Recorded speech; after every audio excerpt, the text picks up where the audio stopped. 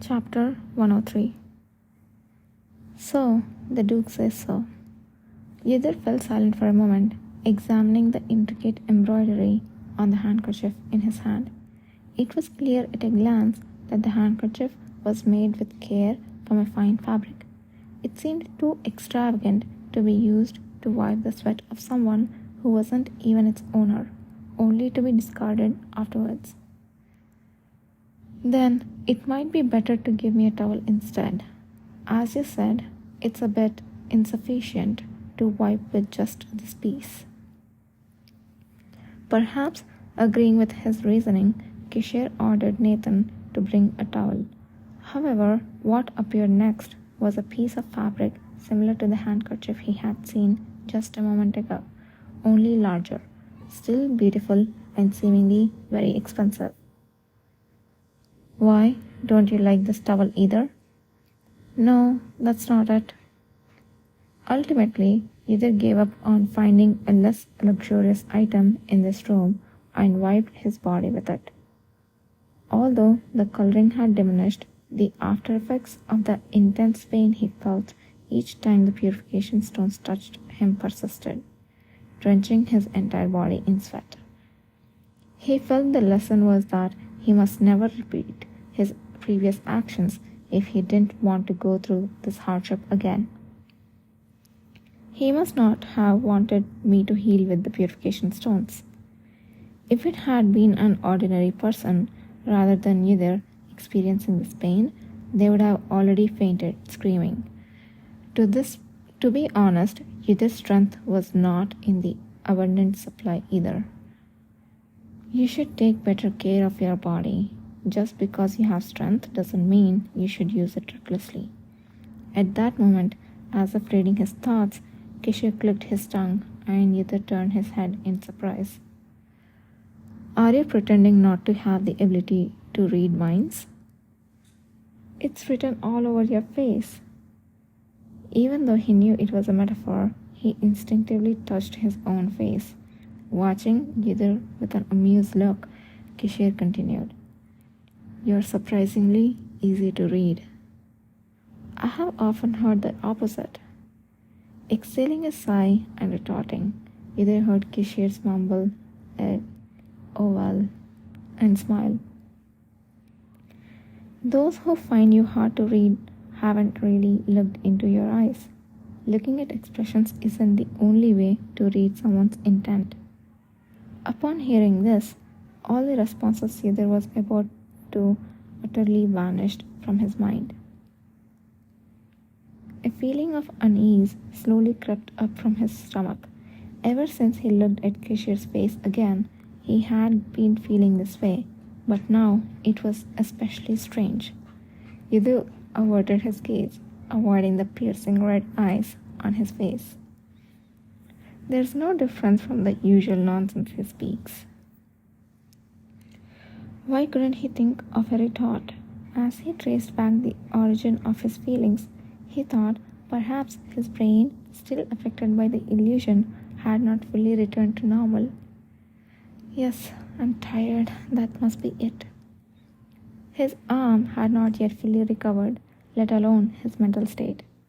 It was just that he decided to think of it that way.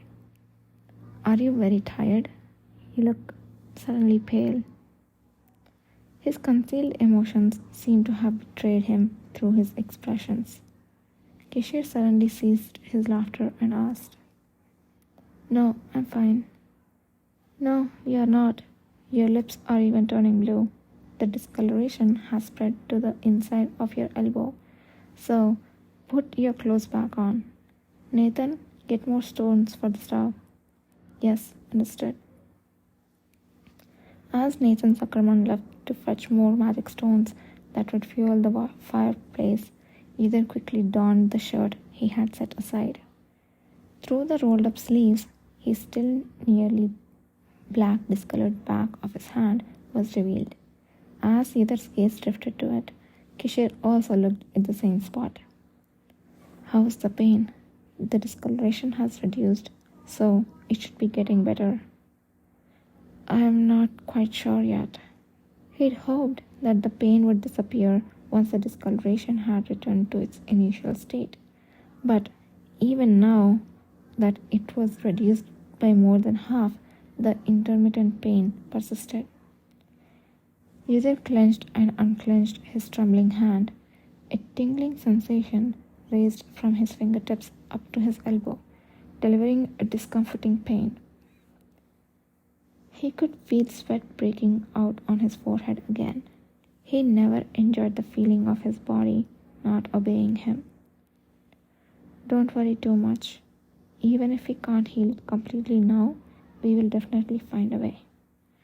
It seemed Kishir offered consolation, thinking Yidir's serious expression was due to the pain and the discoloration.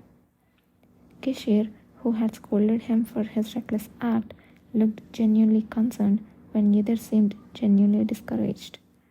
Yet, feeling more uncomfortable sitting there, Yidir diverted the conversation, claiming it wasn't for the reason Kishir assumed. Speaking of which, how is the research related to the Redstone going? Ah, that's what you're asking about. After Yidir had left for the mission to save Devron, Kishir had immediately set up a lab in the basement of the building where the mages could research the Redstone. Since yesterday, Khanawand was sent there to build familiarity with the mages and assist in their research. So, if you visit them tomorrow, they will all be glad to see you. I understand. The fact that the Redstone research had started was good news. Yidir quickly forgot about the queasy feeling he'd just had. I need to check on the progress of the research, enhance and refine the training of the entire cavalry. I also promised to visit Anon. I need to do that as soon as possible. Back in this world, there were many things he needed to attend to, far more important than Kishir Laor's idle chatter. The man in front of him was someone Yidir had to guard against, not someone to get entangled with as in his previous life. Your Highness, is this enough to add? At that moment, Nathan, who had returned with a hefty pouch in his hand, pulled out a handful of magic stones and asked, A little more than that. Understood. When Nathan threw the magic stones into the furnace, multicolored flames sprung up and radiated a bright light through the decorative holes. It wasn't long before the large space began to warm up. Are you going to start the treatment again? I was going to, but you seem to be struggling. I'm thinking of calling it a day and continuing tomorrow. I called you for treatment, not to make you collapse. How about a cup of restorative tea before you go? Kishir answered Yidir's question. However, Yidir immediately shook his head without hesitation. They had already exchanged almost all the reports and conversations they needed to have for the day. He had too much to do to waste more time. No, I prefer to get it over with quickly. Let's finish it all today. Are you sure? Kishir's crimson eyes scanned Yidir's face, still wet with cold sweat, with his flushed cheeks and the inside of his unbuttoned shirt. Are you sure you're okay? It seems like you have reached your physical limit. Being stubborn isn't a good thing. If you pass out, the speed at which the purification stones absorb power will decrease. I'll be fine. I won't pass out. Despite knowing that Kishir's eye was accurate, Yidir responded firmly. Really? Yes. Are you sure it's not that you feel pressured by my invitation to have tea? I have no idea what you're talking about. His heart skipped a beat, but Yidir feigned calm and replied as if he didn't understand what was being said. Thankfully, Kishir didn't pursue the matter further, although he did tilt his head with a look of dissatisfaction. Something I said clearly didn't sit well with you. I can't guess what it might be, so I suppose it can't be helped. Very well, if you insist so strongly. He wrapped in the divine seal, picked up a handful of purification stones. It seemed that as the discoloration darkened, more divine power is required to remove them. So, from now on, I'll increase the quantity and add holy water. Remember your promise not to pass out. Keshir opened a bottle of holy water that he had never used before and poured it without hesitation over the purification stones in his hand.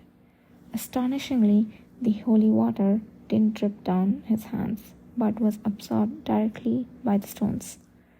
The purification stones, having absorbed a whole bottle of holy water, held a much stronger divine power and emitted a transparent white light.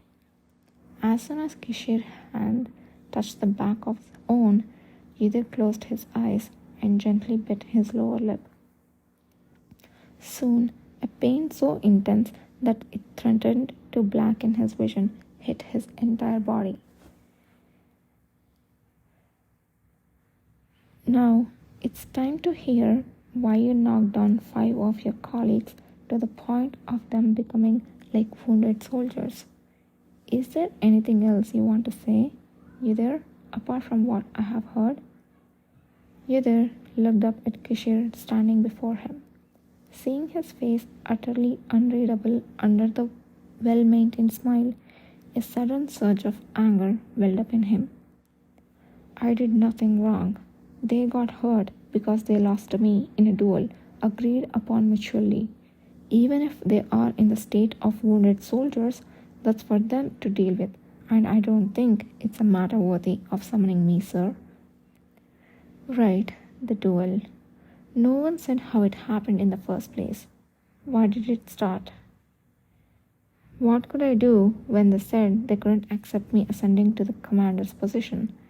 Didn't you say the best way to gain someone's respect is to show strength? So he did exactly that. Yudhir felt no guilt.